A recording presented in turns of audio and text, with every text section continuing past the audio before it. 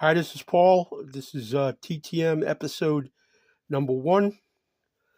Um, First return is from Mr. Bob Shirley. He did a 2 of 1.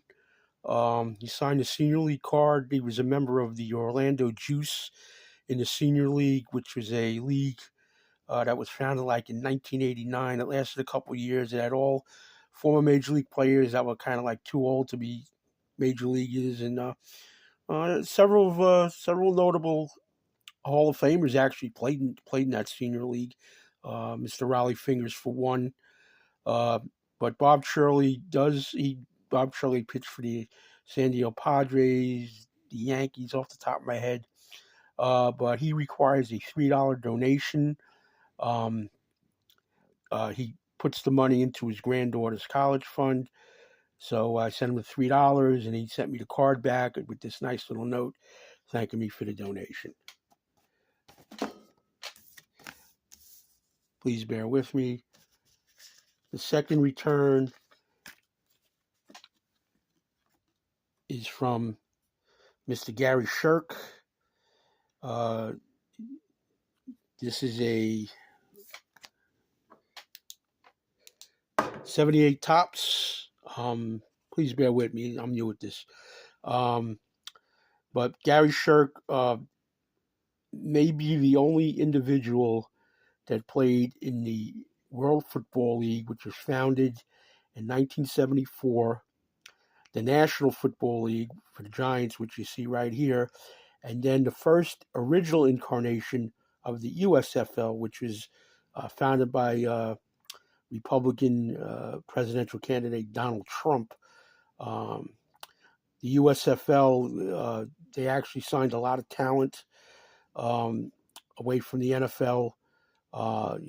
Steve Young, Reggie White was in the USFL, Jim Kelly, Doug Flutie, to name a few. But getting back to the World Football League, they were trying to take on the National Football League, and they did take away a lot of talent. In particularly, the 17-0 Dolphins, Larry Zonka, Paul Warfield, and Jim Kick, all signed. I believe it was the Memphis Southmen. It's off the top of my head. But the WFL didn't work out. And what was unique about the WFL was that all their teams did not end in an S, like the Philadelphia Bell. So that's, for example, they had several teams. Eventually, that league didn't make it. And those three, Larry Zonka went on to play for the New York Giants. And probably one of the lowlights in Larry Zonka's career is that he was the individual at the Miracle of the Meadowlands. This is a shout out to the Hot Corner Mike. When Joe Pizarczyk handed off to Larry Zonka when he should have kneeled on the ball. And then former head coach Herm Edwards, wearing number 46 for the Eagles, scooped up and ran it in for a touchdown. And they called it the Miracle at the Meadowlands. That was kind of the low light in Larry Zonka's career. Larry Zonka eventually went back to finish his career with the Dolphins. Then Paul Warfield went back to his original team, the Cleveland Browns. Now, Warfield and Zonka are Hall of Famers, and Jim Kick went on to the Denver Broncos. Jim Kick is not a Hall of Famer, but he was a very, very good player for those 17-0 Dolphins. The next return, this is a 2 of 2 from Chico Walker. This is an 87 tops. It's actually a 2 of 1, actually a 3 of 1. He did sign the index card. It took a while to get back. Chico Walker also played for the Mets. He may have played for some other teams. I really didn't do any research for this video. But Chico Walker, and again, I'm not trying to overload anybody information. He is a cousin. There used to be a R&B band in the late 60s and early 70s called Junior Walker and the All-Stars, and he is, I believe, the cousin of Junior Walker. But he did sign 2 index cards for me, so again, it was a 3 of 1. Well, I'm sorry.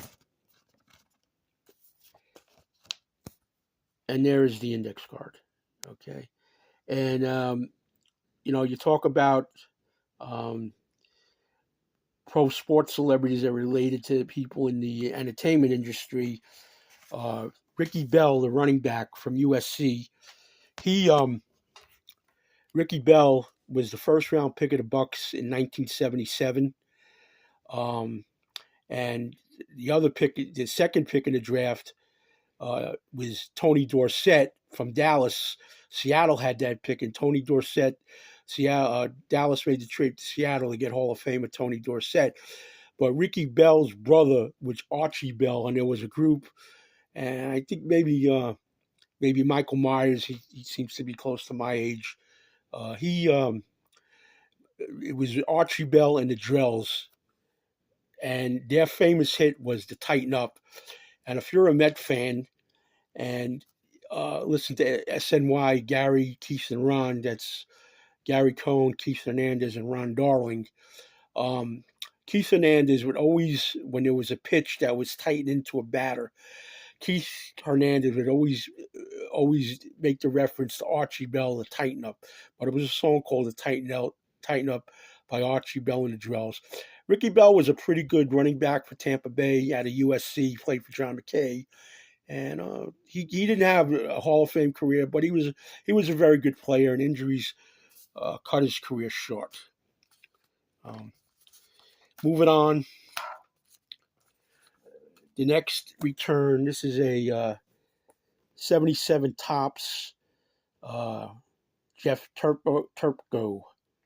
So thank you, Mr. Turpko, for your autograph. This is a 91 Fleer from Mr. Lonnie Young. Played at the time, I believe they were called the Phoenix Cardinals. They came over from St. Louis. It was St. Louis Football Cardinals. They played in Busch, the second Busch Stadium, with the St. Louis Baseball Cardinals. Those who know the St. Louis Football Cardinals. Then they moved to Phoenix, Arizona, and actually played at the college field. I believe it was Arizona State Sun Devil Field. And but Lonnie Young's signature inscription on an autograph is a little smiley face. Thank you very much, Mr. Young, for your autograph. Then the next one is a custom. This is a custom that I had gotten from this guy in one of our trades, and this is a custom Bruce Beauclair. Bruce Beauclair was like a fourth outfielder for the Mets back in the mid '70s when they weren't a very, very good team. So thank you, Mr. Beauclair, for your autograph.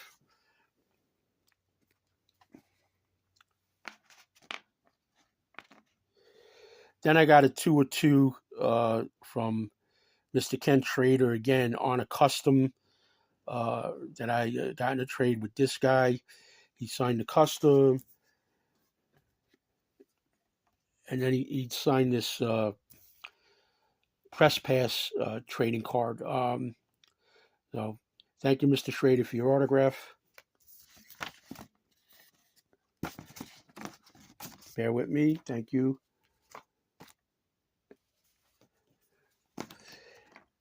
And then the last return is this. It's a 2/2 for Mr. Jesse Orozco. Now, he didn't charge me. Now, some people, he charges $5. And when I first started mailing to him, I was sending $5. Then I saw that a couple of you got him back free. So apparently maybe he'll sign for free, or if you throw in the cash, he'll keep the cash and sign it. But he did sign this custom again. I got this from this guy. He signed it beautifully in silver Sharpie. And again, I'm not good at this, but he did inscribe last out.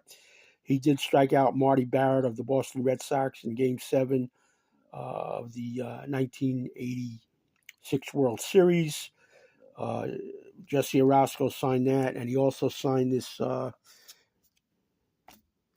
94 Topps. Jesse Orozco, he was, primarily with the Mets. Actually, He originally was drafted by the Minnesota Twins, and then he was traded to the Mets for Jerry Koosman. At the time, the Mets in the mid '70s, they'd already disposed of Tom Seaver to Cincinnati. Earlier they had traded Rusty Staub to Detroit. Dave Kingman, um, they, uh, they traded him, so they were kind of purging all the stars. And actually, Jerry Koosman in his first year in Minnesota did win 20 games in 1978. And Jerry Koosman does TTM for $10 if anybody's interested in getting him. So Jesse Orosco made his bones with the Mets, but after that, in the mid '70s, in the mid '80s, after the Mets won the World Series, the general manager Frank Cashin slowly but surely, and this was mentioned on a TTM Mike's video, slowly but surely started purging players off the team. He made the trade with San Diego, sending Kevin Mitchell to San Diego, saying that Kevin Mitchell was a bad influence on Doc Gooden and Darryl Strawberry, but Kevin Mitchell was a very good player. The Mets wanted Kevin McReynolds as another right-handed power hitter. Kevin McReynolds was a very good player, but he just didn't fit in with the chemistry. But he did play several years for the Mets and did have some productive seasons. Kevin McReynolds was a member of the '84 National League champion San Diego Padres, but he just didn't mix in. But also, Ray Knight wanted a 2-year contract to finish his career with the Mets. Frank Cashin wouldn't give it to him, only wanted 1 year, so Ray Knight left and signed with Baltimore. But little by little, as the '80s ended, Lenny Dykstra and Roger McDowell were sent to the Phillies for Juan Samuel. He didn't work out. So he started purging the team. The Mets probably should have won more than one in that World Championship, but they only 1-1. They were upset by the Dodgers in the '88 National League Championship Series, and then really they never recovered, and they didn't go back to the postseason until 1999. So, just again, not trying to bore anybody, but that's it for the returns. I promise you, I will get better with these videos, and thank you for watching. And until the next video, we'll talk to you later. Thank you.